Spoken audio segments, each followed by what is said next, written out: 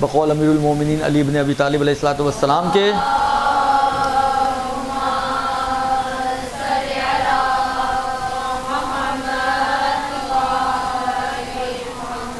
مولا فرماتے ہیں الدرس و حرف و تکرار و الف. الف کیا ہوتا ہے؟ خیر من الف شہر، ہزار. ایک کلمہ درس 1000 مرتبہ تکرار. تو یہ تو شاید دوسری مرتبہ ہو رہی ہوگی آپ لوگوں کی جنہوں نے پڑھے ہوئے ہیں، تو اتنی تو چل جاتی ہے. پھر دیکھیں عرض خدمت یہ ہے کہ ایک اردو زبان ہے ہماری، ایک عربی زبان ہے. بعض الفاظ ایسے ہیں جو اردو میں بھی استعمال ہوتے ہیں اور عربی میں بھی استعمال ہوتے ہیں. کامن ورڈز ہیں دو لینگویجز کے، لیکن بعض اوقات ہوتا یہ ہے کہ کامن مثلا ایک مثال دوں آپ کو. لفظ فتنہ اردو میں استعمال ہوتا ہے نا، کس سینس میں استعمال ہوتا ہے؟ نیگیٹو، فساد، لڑائی جھگڑا، اس سینس میں. عربی میں بھی فتنہ استعمال ہوتا ہے. انما اموالکم و اولادکم فتنہ، بے شک تمہارا مال اور تمہاری اولاد فتنہ ہے. یہ آزمائش کے معنی میں استعمال. لفظ ایک ہی ہے، لکھا ایک ہی طریقے سے جائے گا، لیکن عربی میں ایک اور معنی ہے اس کا، اردو میں ایک اور معنی ہے. عربی میں معنی نیگیٹو نہیں ہے. آزمائش کوئی نیگیٹو چیز نہیں ہوتی، بلکہ یہ پازیٹیو ہوتی ہے. سامنے والے کی صلاحیتوں کو جانچنے کا ایک ذریعہ ہوتا ہے، سامنے والے کی صلاحیتوں کو نکھارنے کا ایک ذریعہ ہوتا ہے. درست؟ تو یہ ایک پازیٹیو چیز ہے. اردو میں آئے تو لفظ وہی، شکل وہی، حلیہ وہی، معنی ایک دوسرا اور ایک نیگیٹو سینس میں یوز ہوتا ہے. درست؟ لفظ جاہل بھی ایک ایسا ہی کلمہ ہے. اردو زبان میں بھی یہ استعمال ہوتا ہے، عربی زبان میں بھی استعمال ہوتا ہے. کتاب العلم والجہل، اصول کافی کی بالکل ابتدائی کتاب، پہلی جلد میں اگر آپ جا کے دیکھیے تو کتاب العلم والجہل. تو جہل اور جہالت اور جاہل یہ عربی میں بھی استعمال ہوتا ہے اور اردو میں بھی استعمال ہوتا ہے. لیکن اردو میں یہ نیگیٹو سینس میں استعمال ہوتا ہے، یعنی سمجھے ایک قسم کی، حالانکہ گالی تو نہیں ہے کیونکہ گالی کی تعریف اس کے اوپر سے نہیں کرتی ہے، لیکن بالآخر عام طور پہ غصے میں اور جو گالی نہیں نکالتے ہیں تو گالی کی جگہ اس لفظ کو استعمال کرتے ہیں.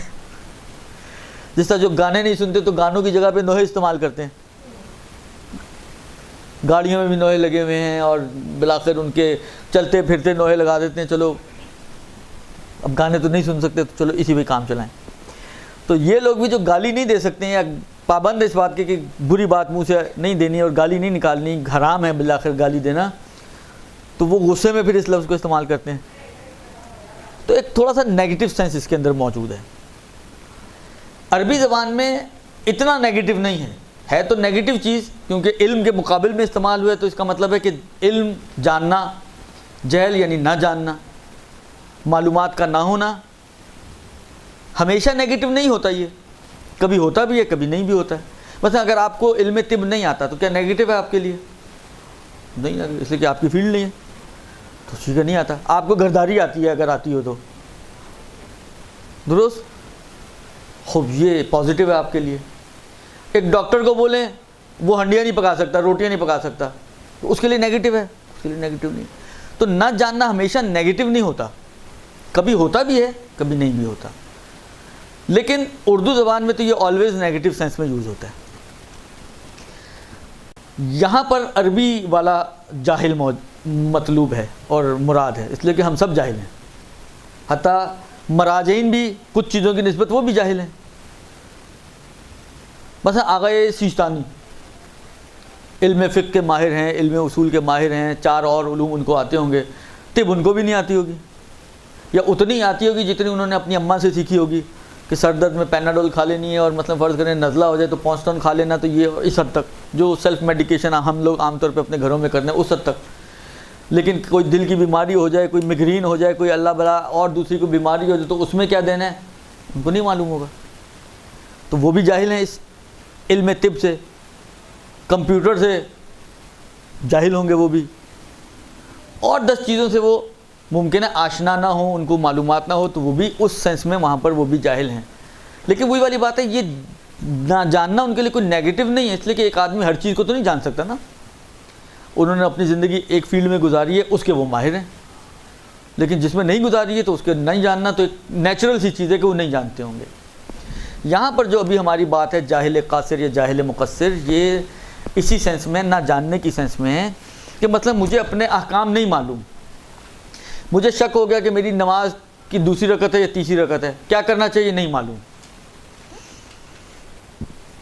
مجھے شک ہو گیا کہ مثلا فرض کریں اس صورت میں مجھے غسل کرنا ہے یا وضو کرنا ہے، کیا ذمہ داری ہے نہیں معلوم. تو میں نہیں جانتا تو میں کہلاؤں گا میں جاہل ہوں. جاہل، کبھی جاہل مسئلے کا، مجھے مسئلہ نہیں پتہ ہوتا، کبھی موضوع کا نہیں پتہ چلتا، موضوع نہیں طے کر پاتا. خدا نے یہ تو کہا کہ شراب حرام ہے، مجھے یہ بھی معلوم ہے کہ شراب پینا حرام ہے، لیکن میرے گلاس میں جو لکوڈ موجود ہے آیا یہ شراب ہے یا شراب نہیں ہے، یہ نہیں طے کر پا رہا میں. درست، رنگ روپ شکل و صورت سے تو شراب جیسی لگ رہی ہے، لیکن واقعاً شراب ہے یا نہیں معلوم. تو یہاں پر موضوع نہیں معلوم مجھے، تو میں نہیں جانتا ہوں. بہت ساری چیزیں میں نہیں جانتا ہوں، بہت سارے احکام میں نہیں جانتا ہوں، بہت سارے موضوعات کو میں نہیں جانتا ہوں، تو میں ہوں جاہل. اسی طرح دوسرے لوگ بھی. اب اس جہل کی اور اس نہ جاننے کی دو صورتیں ہوتی ہیں. ایک مرتبہ میں نہ جاننے میں قصوروار ہوں، ایک مرتبہ میں نہ جاننے میں قصوروار نہیں ہوں. ٹھیک ہے، مجھ سے کوئی پوچھے یہ آپ کو معلوم ہے؟ نہیں معلوم. کیوں نہیں معلوم؟ جبکہ مثلا فرض کرو کوئی آگے مجھے سرزنش کرے کہ کیوں نہیں معلوم تمہیں یہ مسئلہ، تمہارے پاس 10 علماء کے نمبر تمہارے فون میں موجود ہیں، یہ کتابیں تمہارے پاس موجود ہیں، مثلا توضیح المسائل ہے، سائٹ پہ چلے جاؤ، سائٹ پہ مسائل دیے ہوئے ہیں، سوال جواب ہیں، کتابیں ہیں، اتنا سب کچھ ہونے کے بعد بھی تمہیں کیوں نہیں معلوم؟ تو میں آگے سے کیا کہتا ہوں، یار غلطی ہو گئی، نہیں میں گیا ہی نہیں ان چیزوں کی طرف، میں نے نہ کسی سے پوچھا. تو اس کا مطلب ہے کہ میں نے کوتاہی کی ہے نہ جاننے میں، قصوروار ہوں میں نہ جاننے میں، میرے پاس کوئی عذر نہیں ہے نہ جاننے کے لیے. ٹھیک ہے، یعنی کل کو پروردگار عالم میرے اس نہ جاننے پہ میرا گریبان پکڑ سکتا ہے، میں خدا کو جواب دینے کے قابل نہیں ہوں. اس کو کہتے ہیں جاہل کو کہیں گے جاہل مقصر، اور اس جہل کو جہل تقصیری سے تعبیر کیا جاتا ہے. جہل تقصیری، قاف 2 نقطوں والی، صاد یہ رے اور چھوٹی ہے، تے قاف صاد یہ رے اور چھوٹی ہے، جہل تقصیری. اور اس شخص کی بات کریں، دیکھیں جہل نہ جاننا خصوصیت ہے، یہ خصوصیت کسی نہ کسی شخص میں ہوگی، تو شخص کو کہیں گے جاہل مقصر.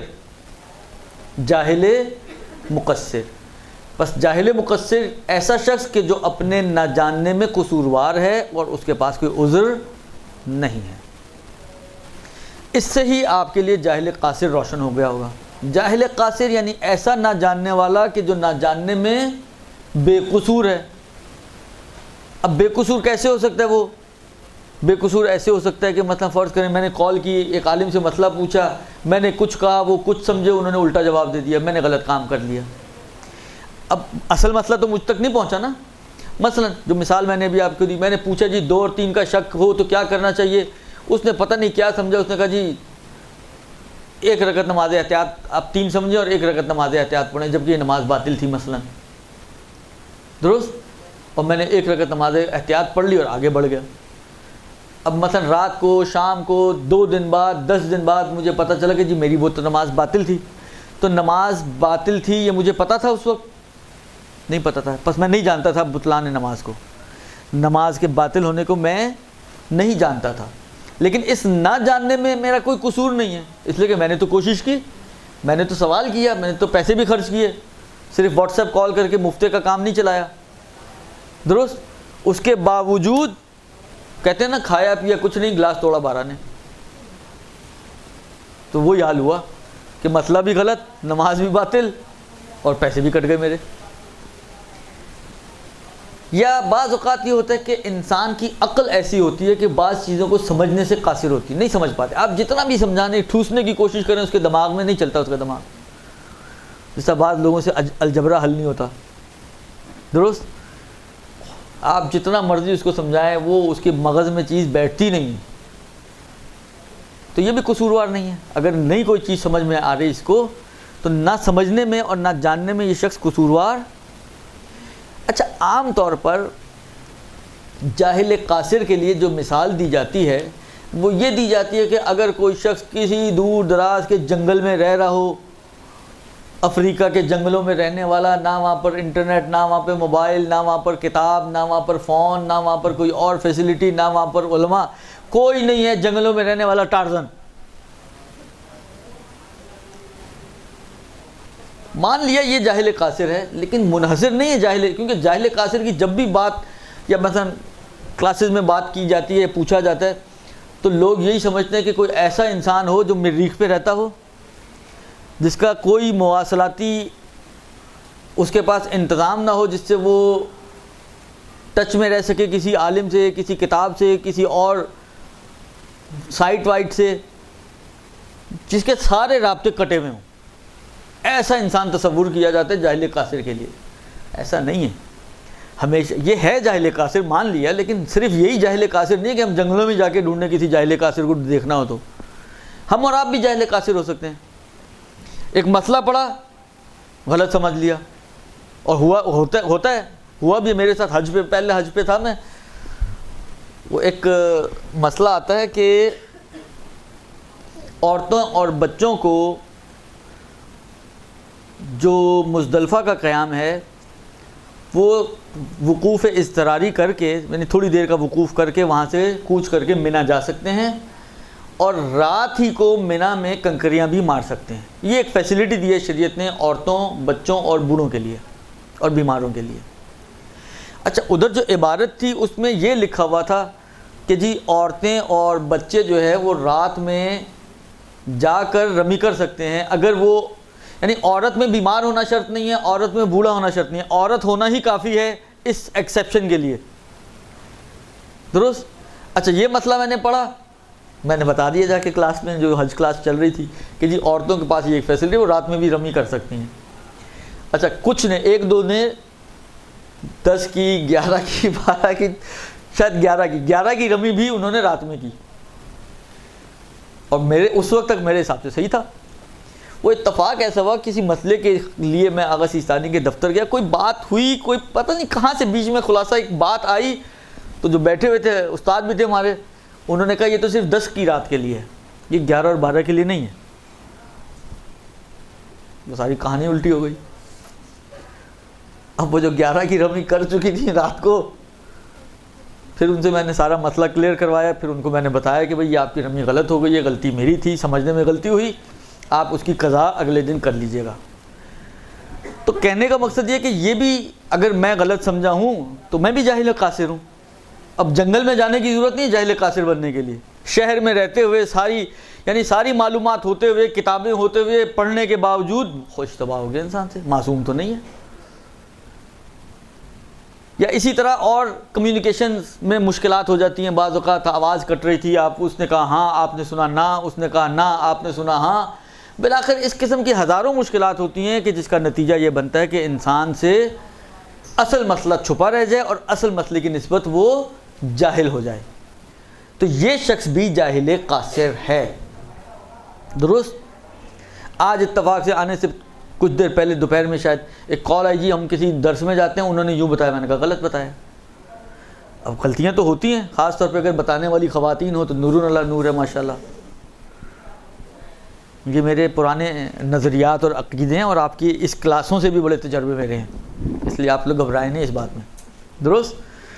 تو وہ تو نور اللہ نور ہے، الا ماشاء اللہ مشکلات ہو سکتی ہیں اور اشتباہات ہو سکتے ہیں، اور ان اشتباہات کی بنا پر ایک انسان شہروں میں رہتا ہوا، علماء سے ٹچ میں رہتے ہوئے، خود عالم ہوتے ہوئے بھی جاہل قاصر بن سکتا ہے، درست؟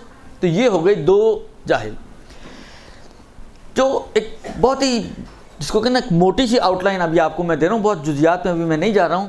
ایک بات ہمیشہ یاد رکھیں، جاہل قاصر کو پھر کافی جگہوں پر چھوٹ مل جاتی ہے، لیکن جاہل مقصر کو 2 جگہوں کے علاوہ تیسری جگہ پہ کہیں چھوٹ نہیں ملتی شریعت میں۔ ایک قصر و تمام کا مسئلہ ہے کہ قصر پڑھنی چاہیے تھی اور اس نے تمام پڑھ لی، اور ایک جہر و اخفات کا مسئلہ ہے کہ جہاں پہ نماز آہستہ آواز میں پڑھنی تھی کوئی مسئلہ نہ جاننے کی وجہ سے اونچی آواز میں پڑھ لے، یا جس کو اونچی آواز میں پڑھنا تھا وہ مسئلہ نہ جاننے کی وجہ سے ہلکی آواز میں پڑھ لے۔ جہر و اخفات کہلاتا ہے یہ مسئلہ۔ اخفات یعنی ہلکی آواز، جہر یعنی اونچی آواز۔ ان دو مسئلوں میں جاہل مقصر کو بھی چھوٹ ہے، یعنی اگر یہ جاہل مقصر بھی ہے تو بھی اس کو چھوٹ ملتی ہے۔ ان دو مسئلوں کے علاوہ باقی تمام موارد میں جاہل مقصر، کیونکہ قصوروار ہے تو بھگتے، وہ پھر اس کو بھگتنا پڑتا ہے، اس کے اعمال بھی باطل ہو جاتے ہیں۔ بعض اوقات حج تکرار کرنی پڑتی ہے، بعض اوقات پوری مثلا ایک مدت کی نمازیں اس کو تکرار کرنی پڑتی ہیں، لیکن اس کے مقابل میں جاہل قاصر کو پھر اس سے زیادہ موارد ہیں جہاں پر اس کو چھوٹ ملتی ہے۔ درست جی؟